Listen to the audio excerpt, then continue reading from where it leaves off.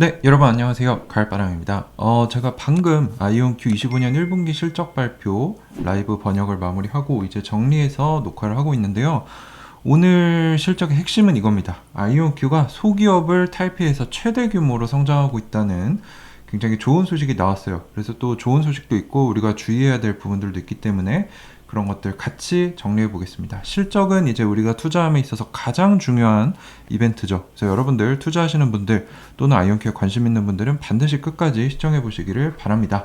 이렇게 아이온큐라는 제국이 인수합병한 회사들로 인해 세워지고 있는 모습을 제가 바라보고 있는 거를 한번 챗GPT를 통해 그려봤습니다. 자, 아이온큐가 1분기 매출을 760만 달러로 발표했는데요. 예상했던 값 중간값을 상회해서 애널리스트들이 750만 달러 예상했는데 소폭 상회를 했고 EPS 같은 경우는 마이너스 14센트로 애널리스트들 추정치에 부합하면서 소폭 어닝 서프라이즈를 보여줬습니다. 현재 3월 31일 기준으로 가지고 있는 현금성 자산은 약 7억 불로 1조 원 정도가 됩니다. 어마어마한 돈을 최근에 ATM 유상증자를 통해 한 5천억 정도 확보하면서 가지게 됐죠. 굉장히 큰 돈을 가지게 됐는데 어디에 쓸 거냐라고 지난 분기 실적 발표 때 애널리스트들이 물어봤더니 또 저도 물어봤었죠. 여기에 대해서 양자 네트워킹 비즈니스 확장에 쓰겠다라고 했는데 제대로 썼어요. 그거는 뒤에서 볼 거고요. 어쨌거나 순손실이나 조정 에비타 손실은 조금 정확하지 않습니다. 왜냐하면 주가 하락으로 인해서 회사 측에서 부채로 인식하는 워렌트 가치가 하락하면서 이익을 회계상으로 인식했는데요. 실제 현금은 받은 것이 아니기 때문에 실제 순손실은 약 7,100만 달러 정도 됩니다. 근데 작년 1분기 대비로는 약 50% 늘어났죠. 왜 이렇게 적자가 많이 늘어났는가? 우리가 보면은 R&D가 23% 늘어났고요. 영업 마케팅 비용 약 29%, 일반 행정비가 70% 늘어나면서 기술 개발에 무겁게 투자하고 있고 마케팅 영업 인력뿐만 아니라 전체적인 인력 증가로 인해서 인건비가 많이 늘어났다라고 볼 수 있고 마찬가지로 순손실을 기반으로 현재 가지고 있는 현금성 자산을 나눠보면은 약 10분기 2.5년 정도 지속할 수 있다는 계산이 나오기 때문에 중기적으로 한 2, 3년 안에는 추가 자금 조달이 또 있을 수도 있죠. 근데 물론 지금 아이온큐가 유상증자를 하고 이랬음에도 주가가 나스닥이 빠진 거에 비하면 더 잘 버티고 있는데 그 이유는 단기적으로 생존을 위해서 목숨이 위험해서 유상증자를 한 게 아니라 중장기적으로 성장하기 위한 기반을 마련하기 위해서 돈을 마련했고요. 또 돈을 어떻게 쓰는지가 중요한데 지금 굉장히 잘 쓰고 있기 때문에 주가가 잘 버티고 올라가고 있다라고 저는 생각을 하고 있습니다. 추가적으로 자금 조달이 있을 수 있기 때문에 또 한 번 주가가 단기적으로는 하락할 수 있지만 현명하게 잘 쓰고 중장기적으로 사업을 잘 개발해 나간다면 큰 문제는 되지 않을 것 같다라는 저의 생각을 말씀을 드립니다. 자, 그래서 애널리스트들은 이번 25년 1분기 EPS는 마이너스 0.14불 예상을 했고 매출은 7.51, 근데 7.6이 나왔기 때문에 전체적으로는 어닝이 좋게 나왔습니다. 실적이 좋게 나왔죠. 자, 그리고 실제로 아이온큐도 이 재무제표상 마이너스 0.14 EPS를 기록을 했고요. 작년 동기 비해서는 소폭 개선됐죠. 작년에 1분기에는 마이너스 0.19센트였네요. 자, 그래서 이 상세 내역을 보면요. 매출은 거의 비슷했죠. 작년 1분기, 올해 1분기인데 보면은 쓴 내역이 좀 많이 달라졌어요. 이게 이제 1000달러 범위인데 많이 늘었죠. R&D도 많이 늘었고 세일즈 마케팅, 일반 비용 등등이 많이 늘면서 비용 지출이 커져서 결국에는 손실도 커졌다. 근데 이게 진짜 잘못된 지출이냐? 그건 아니다 라는 거죠. 매출을 늘리기 위해서 그걸 위한 기술 투자, 인력 투자를 하고 있는 거기 때문에. 자, 근데 아이온큐 흑자 전환을 위해서 뭐가 먼저냐? 이게 적자가 커지고 있는데 덩치 불리는 게 맞냐라고 여쭤보시는 분들이 상당히 많았어요. 그래서 이 부분에 대해서 제가 조사한 거를 좀 말씀을 드리면 매출 확대가 우선입니다. 단기적으로는. 아이온큐는 현재 R&D, 글로벌 진출, 고객 확대 등을 통해 플랫폼을 확장하는 국면에 있어요. 수익성보다는 매출을 확대해서 고객 생태계를 키워야 됩니다. 이 마켓 쉐어를 먼저 키워야 되죠. 그래서 고객 계약을 확대시켜서 EPB나 NCS, 토요타 통상 등 추가적인 양자 컴퓨터 판매나 구독형 서비스 매출을 늘려서 지분 이 비율을 확대해야 되고요. 클라우드 매출도 확대해서 반복적인 높은 마진 수익 창출을 해야 되고 양자 네트워킹 수요 증가해서 선점 효과를 기대해서 제품도 다변화시키고 있죠. 지금은 적극적으로 투자해서 시장 점유율 확보가 중요하죠. 그래야 나중에 뒤에 들어오는 애들이 못 들어오게 진입 장벽을 세우는 거기 때문에. 근데 그 이후로 수익성 개선은 중기부터 점진적으로 해야 됩니다. 단기적으로는 투자를 늘려야 되기 때문에 영업적자 지속이 불가피하지만 중기적으로는 수익성을 개선해야 된다.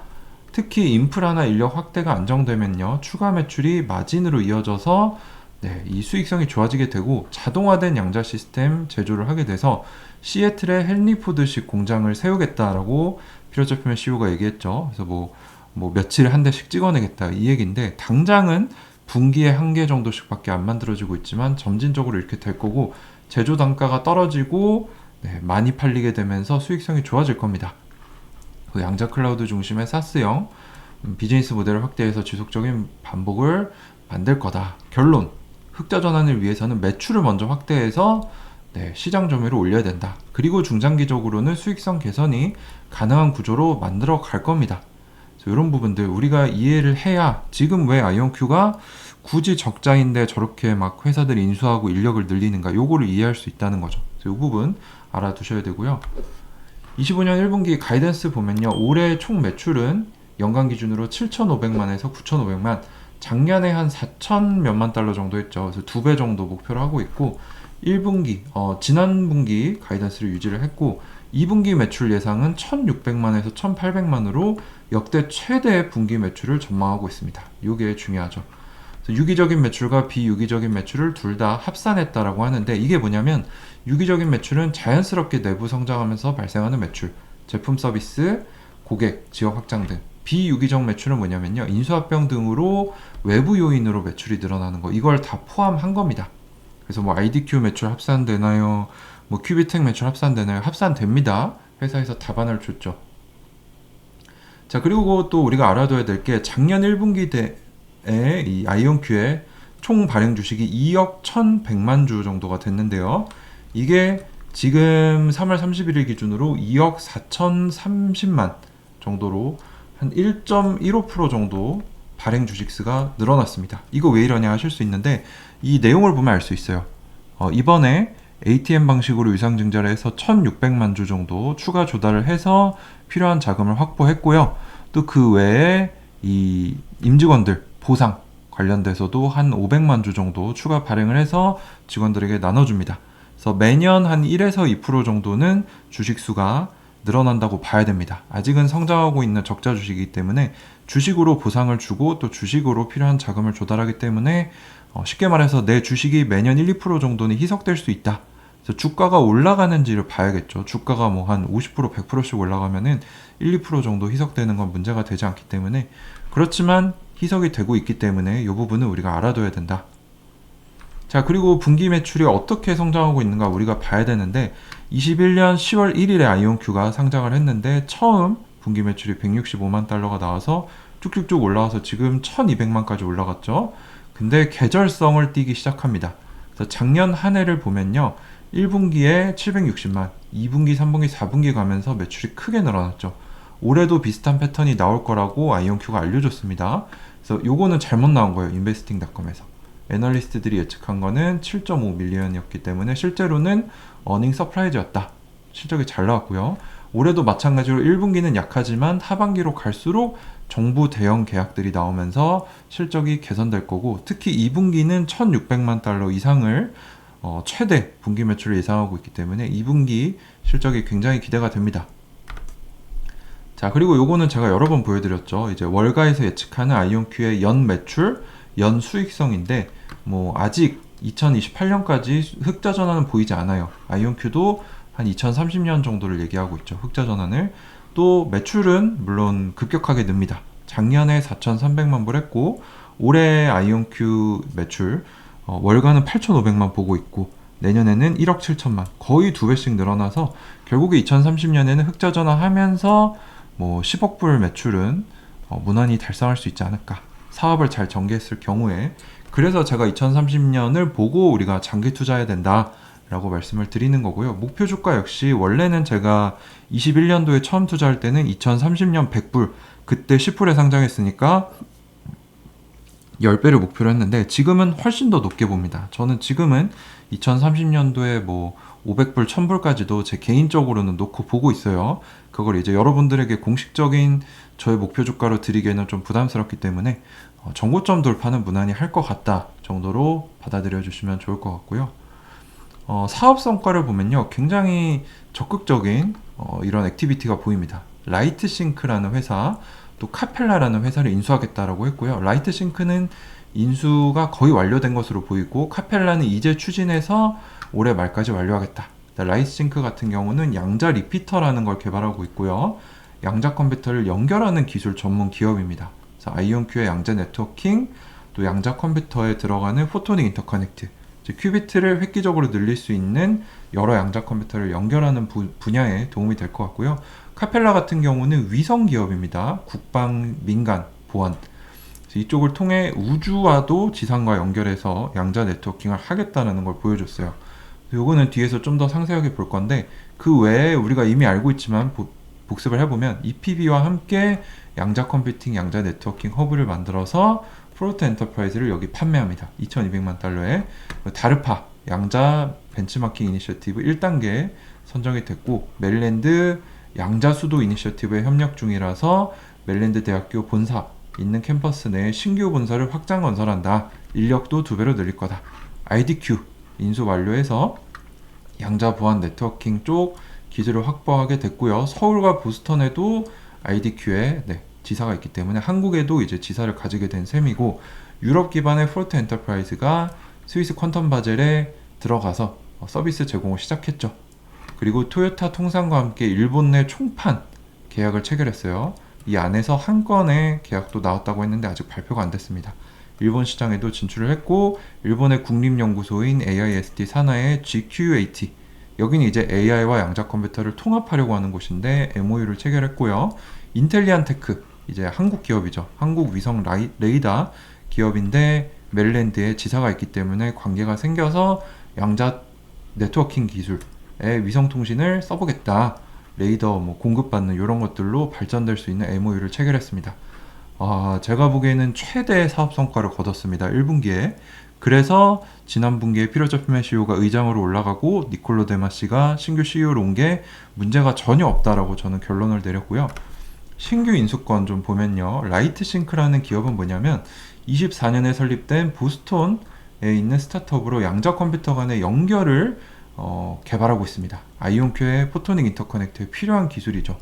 그래서 지금 주요 인물로는 3명의 박사님이 계시는데, 이 사람들이 굉장히 뛰어난 사람들이라고 해요. 하버드 대학교에서 양자 네트워킹, 양자 메모리 분야 연구를 수행하다가 AWS에서 양자 네트워킹 센터를 세우고 초기 이 기반을 다지는 데 굉장히 큰 역할을 했다고 합니다. 특히 하버드와 AWS와의 협업을 통해 보스턴과 케임브리지를 연결하는 35km 정도의 양자 네트워크를 구축해서 양자 통신을 시연했다고 해요. 그래서 이 양자 네트워킹 비즈니스를 하고자 하는 아이온큐에게 큰 도움이 되겠죠. 그래서 기술이 이제 다이아몬드 기반의 양자 메모리, 양자 메모리라는 거는 이 양자적인 정보를 저장할 수 있는 장치를 얘기하는데 아직은 상용화가 되지 않았습니다. 이게 돼야 양자 네트워킹에 더 빠르게 가속화할 수 있다는 거고, 상호 연결 기술 아이온큐에게 중요하죠. 그래서 직원 규모는 약 17명, 소규모 전문 연구팀이고요. 연매출은 약 50억 정도로 추정이 됩니다. 자, 그래서 아이온큐는 이 라이트싱크를 인수해서 자사의 양자 컴퓨팅, 양자 네트워킹 로드맵을 가속화하고자 하고 있다. 필요한 역량과 특허와 기술을 확보했다라고 볼 수 있죠. 자, 카펠라 스페이스 같은 경우는 샌프란시스코에 본사를 둔 우주기술 기업입니다. 2016년에 설립이 됐고, SAR이라는 진보된 기술을 통해 날씨나 시간 관계없이 지구 관측 데이터를 제공하는 위성을 개발 운영하고 있습니다. 최초로 상업용 SAR 위성을 배치한 기업으로 고해상도 데이터를 정부, 상업 고객에게 제공하고 있는데, 이 부분이 좀 특이했어요. 추정 연매출이 1000억 정도 됩니다. 그래서 이 회사를 인수하려면 꽤 돈을 많이 줘야 될 것 같은데, 실제로 라이트싱크나 카펠라는 어떤 조건으로 인수하는지, 얼마인지 이런 것들은 아직 나온 게 없어요. 요거를 좀 우리가 지켜봐야 될 것 같고, 어쨌거나 굉장한 매출을 내는 기업이고요. 아이온큐가 올해 낼 매출 정도가 되네요. 200명이 넘는 직원을 보유하고 있습니다. 생각보다 작은 회사는 아니에요.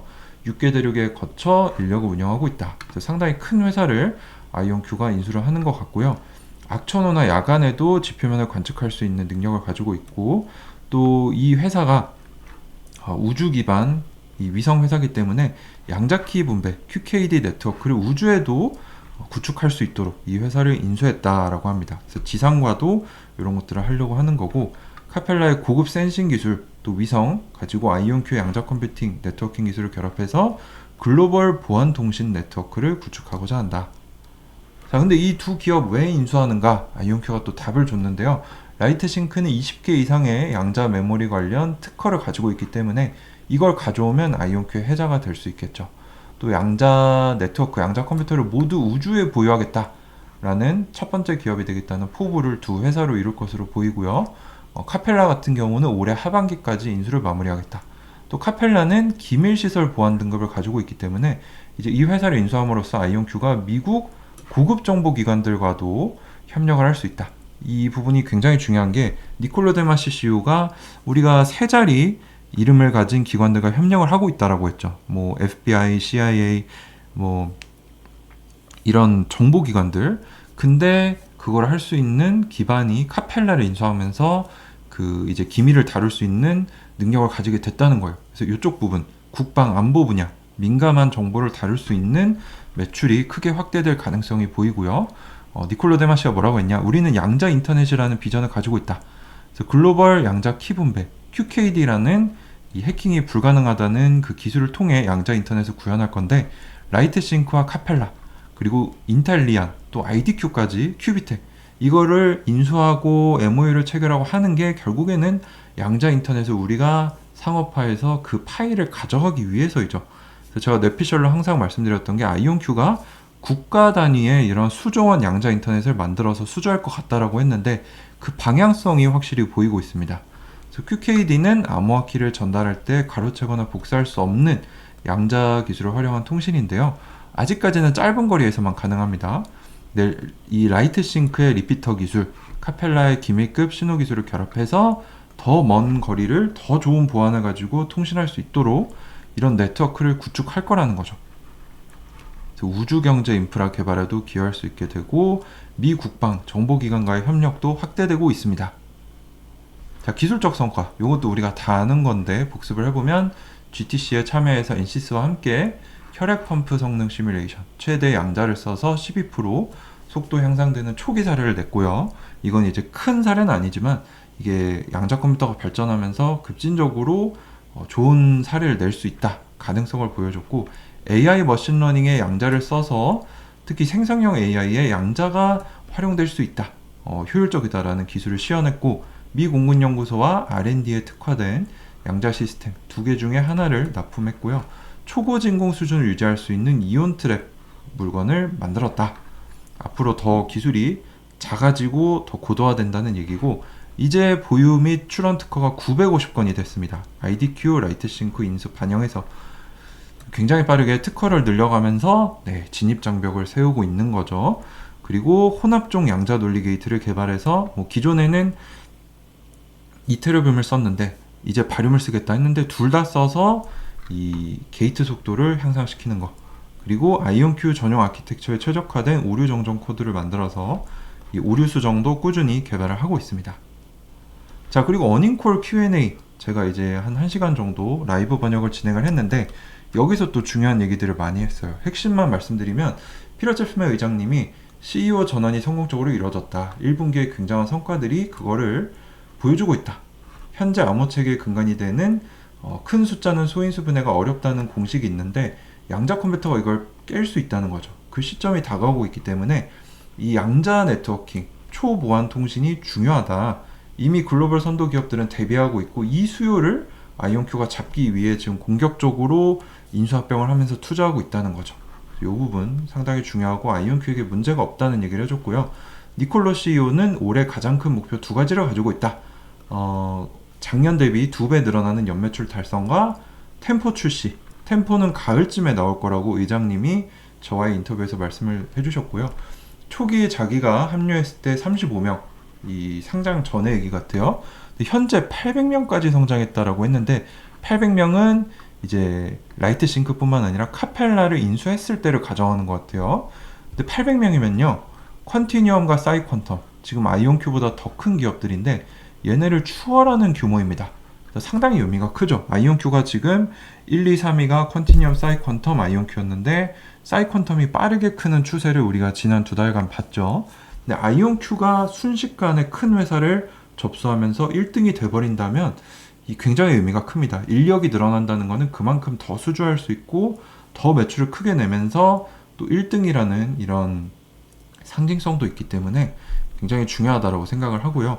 23년도에 인텐글 네트워크, 그리고 작년에 큐비텍, 올해 초 중순에 IDQ, 앞으로 라이트싱크와 카펠라까지 인수하면서 궁극적으로 양자 인터넷을 만들어서 우리가 그걸 잡아먹겠다. 그리고 그 과정 중에 양자 컴퓨터 하드웨어, 포토닉 인터커넥트도 같이 하겠다는 비전을 발표한 겁니다. 그래서 저의 뇌피셜이 어느 정도 현실로 이어지고 있다는 게 굉장히 중요하고요. 현재 양자 네트워킹은 20마일 이후로 신호를 잃습니다.